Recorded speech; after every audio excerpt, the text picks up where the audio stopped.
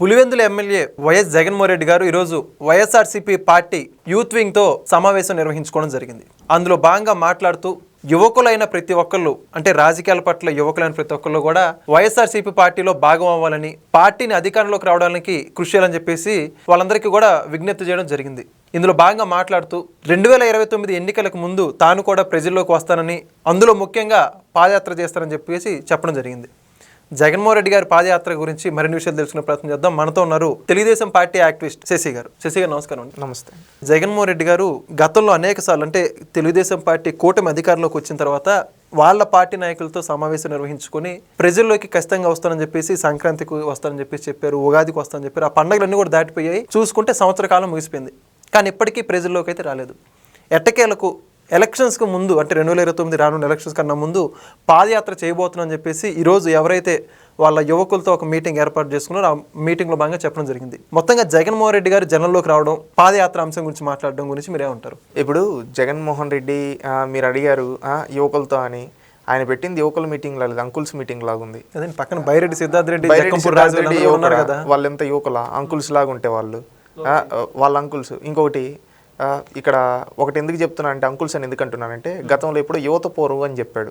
ఆ యువత పోరులో చూస్తే అక్కడ విద్యార్థి పోరు, యువత పోరు అంటే అక్కడ విద్యార్థులు యువత ఎవరు లేరు. అంతా ఏంటంటే పెద్ద పెద్ద తల పండిపోయిన వాళ్ళు, తలపైన ఎంటికలు లేని వాళ్ళు, ఇలాంటి వాళ్ళు ఉన్నారు. అంటే విద్యార్థులు అని చెప్పి వాళ్ళని చెప్పి ఈ విధంగా బ్లేమ్ చేశాడు కదా జగన్మోహన్ రెడ్డి గారు. ఈ రోజు కూడా అదే విధంగా అంకుల్ని కూర్చోబెట్టి ఈ విధంగా బయటికి ఒక ఫుటేజ్ ఇచ్చేసి అంటున్నారు. ఇంకొకటి బైరెడ్డి సిద్ధార్థ రెడ్డి అంటున్నారు. Byreddy Siddhartha Reddy is not a graduate. అంటే ఒక రౌడీల్ని హత్యలు చేసి వచ్చిన వాళ్ళని చుట్టుపక్కన పెట్టుకుని రౌడీల్ని నేను పెట్టి అంటే నువ్వు యూత్కి ఏం మెసేజ్ ఇస్తావు? రౌడీల్లో తయారవ్వమని మెసేజ్ ఇస్తావా? అవునా కదా? ఇది జగన్మోహన్ రెడ్డి వైఖరి ఎలా ఉందో దీన్ని బట్టి మనకు అర్థమైంది. ఓకే, జగన్మోహన్ రెడ్డి యూత్ని ఎక్కడ ఎంకరేజ్ చేయడు. ఎందుకంటే అతను తప్ప ఇంకెవరు ఎలివేట్ అయినా నచ్చదు. వాళ్ళ పార్టీలో ఇంకెవరికైనా ఎక్కువ మంది జనాలు వస్తేనే నీకేమి అన్నట్టు మాట్లాడతాడు. అహంకారం జగన్కి అని చెప్పి చాలామంది చెప్పారు. ఇప్పుడు కూడా కనీసం సజ్జల రామకృష్ణారెడ్డి అండర్టేకన్లో ఎవరు ఎక్కువ హైపో జగన్మోహన్ రెడ్డిని సార్ అని చెప్పాలి, ఈ విధంగా అని చెప్పాలి, ఈ విధంగా అని చెప్పి కొన్ని రెస్ట్రిక్షన్స్ పెట్టి ఏ విధంగా చేస్తాడో చూస్తాం. ఈ రోజు ఓడిపోయిన తర్వాత ఏంటంటే అందరితో ఒకప్పుడు ఎమ్మెల్యేలకు కూడా అపాయింట్మెంట్ని ఉన్న జగన్మోహన్ రెడ్డి ఈరోజు తన పదవి కాంక్ష కోసం అంటే తన పదవి సంపాదించుకోవడం కోసం వీళ్ళందరినీ కాకాబడతా ఉన్నాడు. ఒకటి ఈరోజు అక్కడ పెట్టి యూత్తో మీటింగ్ ఏం చెప్పాడు? దాంట్లో ఏం చెప్పాడు అంటే రానున్న రోజుల్లో ఎలక్షన్స్కి పార్టీని ఎలా బలంగా తయారు చేయాలని చెప్పేసి కావచ్చు, సోషల్ మీడియాని ఎలా వినియోగించుకోవాలని, పార్టీలో ఉన్నటువంటి యువకులంతా యాక్టివ్ అవ్వాలని చెప్పేసి, ప్రస్తుత కూటమి ప్రభుత్వం మీద చాలా బలంగా విమర్శలు చేయాలని చెప్పేసి చెప్పుకుంటూ అంటే ఏమని చెప్తున్నాడు? మీ జీవితాలు నాశనం చేసుకొని మీరు వెళ్ళి తిట్టండి అని చెప్తున్నాడు. అవునా కాదా? మీరు ఒక్కసారి ఆలోచించండి. నిజంగా ఆయనకి చిత్తశుద్ధి ఉంటే గతంలో అధికారంలో ఉండేటప్పుడు యువతకి ఇచ్చిన హామీలు నెరవేర్చాడా? ఈరోజు అక్కడ కూర్చున్న వాళ్ళు కావచ్చు జగన్మోహన్ రెడ్డిని సూటిగా అడుగుతున్నాం. గతంలో నువ్వేమన్నావు? 2,30,30,000 గ్రూప్ 1 గ్రూప్ 2 ఉద్యోగాలు అన్నావు, మెగా డిఎస్సి అన్నావు, జాబ్ క్యాలెండర్ అన్నావు. ఇవేమన్నా ఇచ్చావా? హామీలు నెరవేర్చావా? నెరవేర్చలేదు. అందుకని ప్రజలు నిన్ను ఓడించారు. ఈరోజు కూటమి ప్రభుత్వం ఏం చేస్తూ ఉంది? ఉద్యోగాలు తెస్తుంది. దాదాపుగా ఇప్పుడు వరకు సంవత్సరం రోజుల్లో 5 లక్షల కోట్లకు పెట్టుబడి తెచ్చి అదేవిధంగా 4 లక్షల ఉద్యోగాలకి జీఓసి ఇవన్నీ ఆర్డర్స్ ఇష్యూ చేయి. ఇవి రానున్న 4 ఏళ్లలో ఇక్కడ యూత్కి ఆ విధంగా ఎంప్లాయ్మెంట్ చూపించింది. అదేవిధంగా కూటమి ప్రభుత్వం మాట ఇచ్చిన విధంగా మెగా డిఎస్సి అన్నారు. 16,000 పోస్టులతో డిఎస్సి ఇప్పుడు ఎగ్జామ్స్ జరుగుతున్నాయి. రేపు వాళ్ళకు ఉద్యోగాలు కూడా వస్తాయి. ఈ విధంగా కూటమి ప్రభుత్వం ఇంత చేస్తూ ఉంటే ఏమని చేయమని చెప్తూ ఉన్నావు జగన్మోహన్ రెడ్డి? నువ్వు సూటిగా అడుగుతూ ఉన్నావు. నువ్వేం చేయాలంటే నువ్వేంటంటే టైంపాస్ రాజకీయాల కోసం, ఇప్పుడు వాళ్ళని ఎట్లయినా నిర్వీర్యం చేయడం కోసం, వాళ్ళ జీవితాలను ఆడుకోవడం కోసం నువ్వు చెప్తూ ఉన్నావు. ఇంకొకటి, వాళ్ళ పార్టీలో సాధారణ యూత్ని ఎవరిని ఎంకరేజ్ చేయడు.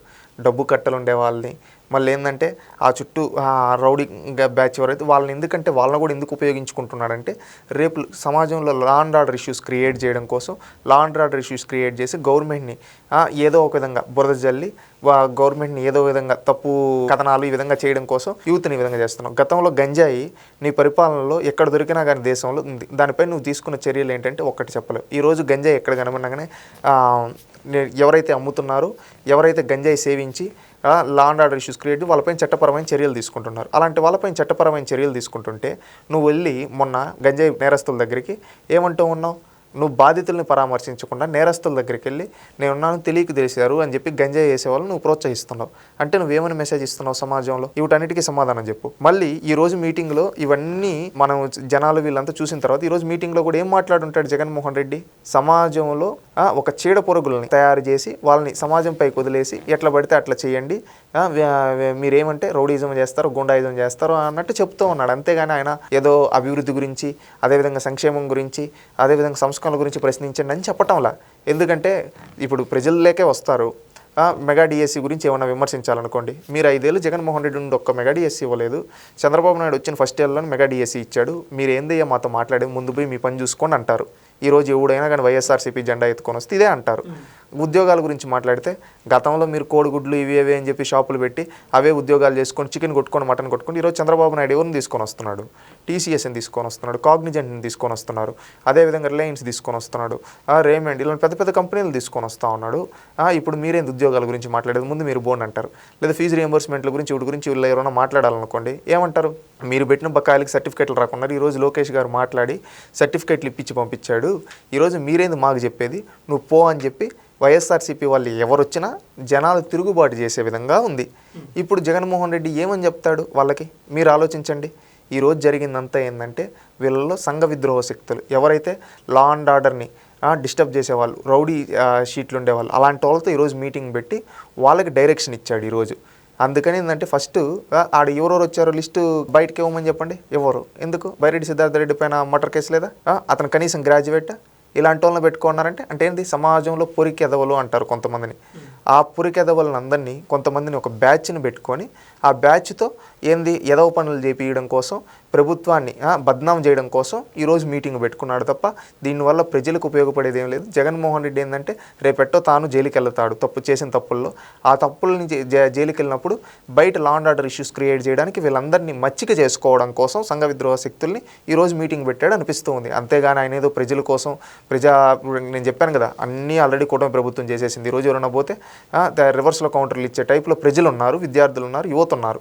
అందుకని ఏంటంటే ఈయన రేపు సంఘ విద్రోహ శక్తులందరినీ ఈరోజు ఎందుకు పెట్టుకున్నాడు?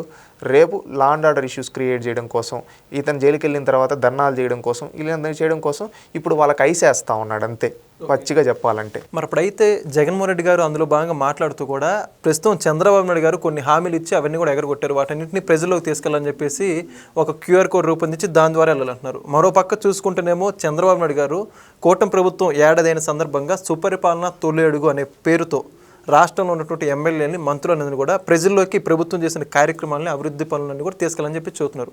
2 పార్టీలు ప్రజల్లోకి వెళ్తున్నటువంటి సందర్భం.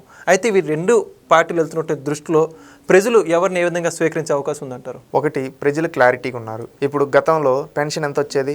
ఇప్పుడు ఒక వృద్ధుల దగ్గరికే వెళ్తారు. ఇప్పుడు వికలాంగుడు ఉంటాడు, అన్న నీకు చంద్రన్న మోసం చేశాడు అని చెప్పి వైఎస్ఆర్సీపీ ఇవ్వడం వస్తే మీరు ఇచ్చేటప్పుడు ఎంత పెన్షన్ ఇచ్చేవాళ్ళరా అంటే 3,000. ఇప్పుడు చంద్రబాబు నాయుడు ఎంత ఇస్తున్నాడు తెలుసు? నాకు 6,000 ఇస్తున్నాడు అంటాడు.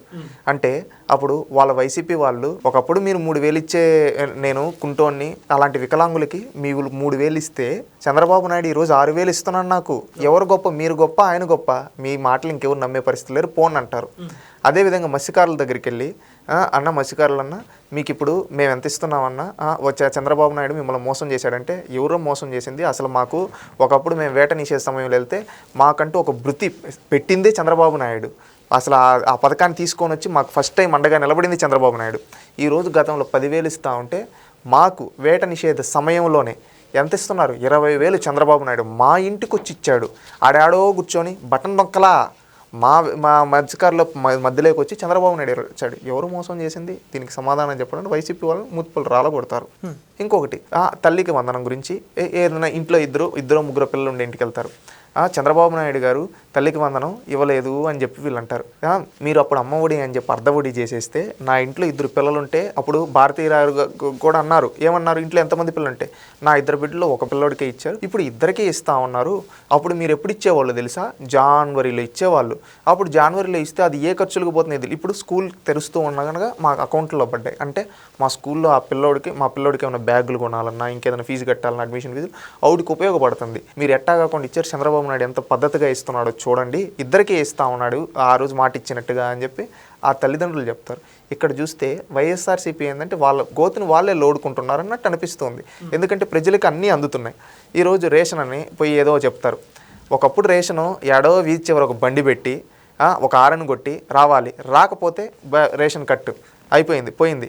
దాంట్లో కూడా మళ్ళీ ఆ కింద అదేదో పెట్టి ఊరికి అట్ట పోసి అయిపోయిందని చెప్పేది. ఇప్పుడు 15 రోజుల్లో మేము ఎప్పుడు కావాలన్నా తెచ్చుకోవచ్చు. మా చంద్రబాబు నాయుడు గారు ఎప్పుడు కావాలన్నా మేము పోయి మా ఫ్రీ టైంలో మేము పోయి తెచ్చుకోవచ్చు. ఆ విధంగా మాకు ఫెసిలిటీస్ కల్పించాడు మా చంద్రబాబు నాయుడు గొప్ప. ఇప్పుడు ఏడన్నా రోడ్లో ఎవరన్నా కూలోళ్ళు ఎవరన్నా పోతూ ఉంటే అన్న మిమ్మల్ని చంద్రబాబు నాయుడు మోసం చేశాడన్నా అని చెప్పారనుకో వైసీపీ వాళ్ళు, ఏమంటారు తెలుసా? ఒకప్పుడు మేము పనికి పోతే ఎక్కడన్నా పట్టణాల్లో తినాలంటే మా కూలికి ఒక 500 ఎంతో వస్తే దాంట్లో భోజనానికే 100-200 పోయేది. ఈరోజు చంద్రబాబు నాయుడు అన్నా క్యాంటీన్ పెట్టడం వల్ల నేను పని చేసుకుంటుంటే 5 రూపాయలకు భోజనం తింటా ఉన్నాను. తెల్లారితో ఇంట్లో నుంచి లేసి వచ్చేసినా కానీ ఆడన్నా అన్న క్యాంటీన్లో టిఫిన్ చేసి మధ్యాహ్నం ఆ భోజనం చేసి సాయంత్రం నేను నా 400 అంటే జోబీలో పెట్టుకొని పోతా ఉన్నాను. 5 రూపాయలకి ఈరోజు భోజనం పెడతాం, మీరు 5 ఏళ్ళు ఎందుకు పెట్టలేదు, మీకు చేత కాదు కదా అని చెప్పి అక్కడ భవన కార్మికులు తిట్టే పరిస్థితి. అదేవిధంగా ఒకప్పుడు మీరు ఉండేటప్పుడు పనులు లేవు, ఇసుకు దొరికేది. ఇప్పుడు అన్ని పనులు జరుగుతూ ఉన్నాయి, కన్స్ట్రక్షన్ అన్ని ఊపొచ్చాయి, అందువల్ల జరుగుతూ ఉన్నాయి అని చెప్తారు. ఇప్పుడు ఇంకేదన్నా షాపుల దగ్గరికి వెళ్ళి ఏమన్నా చెప్పాలనుకున్నాను, ఒకప్పుడు మీరు ఉండేటప్పుడు జే ట్యాక్స్ అని ఈ ట్యాక్స్ అని చెప్పి మా దగ్గర కమిషన్లు తీసుకునేవాళ్ళు. ఈరోజు ఏ ట్యాక్స్లు లేకుండా మేము ప్రశాంతంగా వ్యాపారాలు చేసుకుంటున్నాం. కూటమి ప్రభుత్వంలో అంతా బాగుంది, ఇది సుపరిపాలనతో ఉంది, మీరు మాకేం వంచన చేయలేదు, మీరు వెళ్ళి మీ పని చూసుకోండి అని చెప్పి ప్రజలే కౌంటర్లు ఇస్తారు వైసీపీకి. ఎందుకంటే ఇప్పుడు నేను చెప్పా అన్ని రంగాల ప్రజలు ఈరోజు లబ్ధి పొందారు. యూత్ దగ్గరికి వెళ్తారనుకున్నాం. ఇప్పుడు ఎవరో గవర్నమెంట్ పోస్టులు, టీచర్ పోస్టులు యాస్పిరెంట్ ఉన్నవాళ్ళు అన్న డిఎస్సి మీకు ఈ విధంగా చేశాడు కదన్నా చంద్రబాబు నాయుడు మాట ఇచ్చాడు, తొలి సంతకం పెట్టాడు, కోర్టులో ఏం ఇష్యూస్ లేకుండా అన్నీ క్లియర్ చేసి ప్రాపర్గా నోటిఫికేషన్ ఇచ్చి ఎగ్జామ్ పెట్టి మాకు ఉద్యోగాలు ఇచ్చాడు. మీ జగన్మోహన్ రెడ్డి 20 సార్లు అడ్డుకునేదానికి డిఎస్సిని మాకు డిఎస్సి ఇస్తా ఉంటే అడ్డుకునేదానికి ఎందుకు వెళ్ళాడు, దీనికి సమాధానం చెప్పండి అంటే వైసీపీ ఓటు సమాధానం చెప్పగలుగుతారా? ఇంకొకటి, మీ నాన్న అప్పుడు చేతులు తిప్పాడు కదా 19లో మెగా డిఎస్సి అని చెప్పి, ఒక్క డిఎస్సి 5 ఏళ్ళు ఎందుకు ఇవ్వలేదు, దీనికి సమాధానం చెప్పండి అంటే సమాధానం చెప్పగలుగుతారా? జాబ్ క్యాలెండర్ అన్నాడు, గ్రూప్ 1 గ్రూప్ 2 ఉద్యోగాలు 2,30,000 అన్నాడు. ఈ విధంగా ఎన్నో హామీలు ఇచ్చాడు, అవేవి నెరవేర్చలేదు కదా. దీనికి సమాధానం చెప్పండి అంటే వైసీపీ కూడా అన్న సమాధానం. ఇప్పుడు చంద్రబాబు నాయుడు గారు మెగా డిఎస్సి ఇచ్చారు, మళ్ళీ కానిస్టేబుల్ ఉద్యోగాలు కొత్తగా ఇస్తూ ఉన్నారు, మళ్ళీ అదేవిధంగా ప్రభుత్వంలో ఏ ఖాళీలు ఉన్నాయో ఆ ఖాళీలు ఫిల్ చేస్తూ ఉన్నారు. అదేవిధంగా ప్రైవేట్ జాబులు ఏదైతే చిన్న చిన్న కంపెనీలు టీసీఎస్, కాగ్నిజెంట్, రిలయన్స్ ఇలాంటి పెద్ద పెద్దవి తీసుకొని వస్తూ ఉన్నారు. ఇక్కడ మనోళ్ళకే ఉద్యోగాలు చూపిస్తూ ఉన్నారు. ఈ విధంగా రాయలసీమ సైడ్ అయితే ఫుడ్ ప్రాసెసింగ్ డెవలప్ చేస్తూ ఉన్నారు. ఈ విధంగా అభివృద్ధి కేంద్రం ఇవన్నీ చేస్తూ ఉన్నారే. జగన్మోహన్ రెడ్డి 5 ఏళ్ళు ఎందుకు చేయలేదు? ఇప్పుడు ఇదంతా సంవత్సరం రోజుల్లోనే మీరు విధ్వంసం చేసి వెళ్ళిపోయినా కానీ చంద్రబాబు నాయుడు అద్భుతంగా చేస్తున్నాడే, దీనికి సమాధానాలు చెప్పండి అని చెప్పి ప్రజలు వైసీపీ వాళ్ళని అడిగితే ఒక్క వైసీపీ ఓటు సమాధానాలు చెప్పలేడు. ఏమవుతారు? జనాల్లో నవ్వులు పాలవుతారు. జగన్మోహన్ రెడ్డి గారికి అవగాహన లేక ఏదో చేద్దామని చెప్పి క్యూఆర్లు ఎత్తుకోమని ఆ క్యూఆర్లు నువ్వు ఏ రోజన్నా నీ మేనిఫెస్టోని నువ్వు చదువుకోవాలి. తెలుగుదేశం పార్టీ వాళ్ళు పకడ్బందీగా వీళ్ళు కూడా ఒక బుక్ రిలీజ్ చేశారు, మేము చేసాం. ఇప్పుడు నేను చెప్తున్నాను కదా, ఇన్ని రంగాల ప్రజలకి జగన్మోహన్ రెడ్డి గారి కంటే చంద్రబాబు నాయుడు గారు ఎక్కువ చేశారు. అంటే ప్రజల్లో ఏముంది? ఆటోమేటిక్గా ఆనందంగా ఉన్నారు. ఇప్పుడు లబ్ధి పొందేవాడి దగ్గరికి సహాయం చేసిన వాడు వస్తే అవును బాగా చేస్తున్నారు, ఇంకా బాగా చేయండి, మీరు ఇలాగే ఉండాలని దీవిస్తాడు. అదేవిధంగా ఎదుటోడు వచ్చి మీకేం మంచి జరగటం లేదంటే ఒకప్పుడు వీళ్ళే మనల్ని ఎట్టంటే వేధించి ఈరోజు మంచి జరగటం లేదంటే మంచి జరుగుతూ ఉన్నా ఎట్లా ఒప్పుకుంటారు ప్రజలు? ఒప్పుకునే ప్రసక్తి లేదు. కాబట్టి రివర్స్లో ప్రజలు తిరిగి వైసీపీని తిట్టే పరిస్థితుల్లో ఈరోజు ఉన్నారు. ఇదేంటంటే జగన్మోహన్ రెడ్డి పార్టీని ప్రజలు వంచే రోజులు ఉన్నాయి. భూస్థాపితం చేస్తారు ఈ కార్యక్రమంతో. కూటమి ప్రభుత్వం ప్రజలు వస్తూ ఉంటే వాళ్ళు స్వాగతిస్తూ వాళ్ళకి ఇంకా ఏమన్నా పనులు ఉంటాయి. ఎందుకంటే గతంలో అనేక దగ్గరలో గుంతలు పడిపోయే రోడ్లు ఉంటే ఈరోజు అక్కడంతా గుంతలు పూడ్చి మంచి రోడ్లు వేశారు. ఈరోజు లోకేష్ గారు డైరెక్ట్గా ఏమైనా సహాయం కావాలని ఏమైనా ఇష్యూస్ ఉన్నా లోకేష్ గారు సాల్వ్ చేస్తూ ఉన్నారు. ఈ విధంగా ప్రజల్లో మంచి సాఫ్ట్ కార్నర్ ఉంది కూటమి ప్రభుత్వం పైన. ఈరోజు జగన్మోహన్ రెడ్డిని నమ్మే ప్రసక్తి లేదు. ఎవరన్నా వైసీపీ వాళ్ళు వచ్చి ఏమన్నా మాటలు చెప్పినా ప్రజలే తిరుగుబాటు చేసే ప్రయత్నం ఉంది వైసీపీ వాళ్ళపైన. అది గుర్తుపెట్టుకోవాలని తెలియజేసుకుంటున్నాను. Thank you. Please subscribe to Leo News for more videos.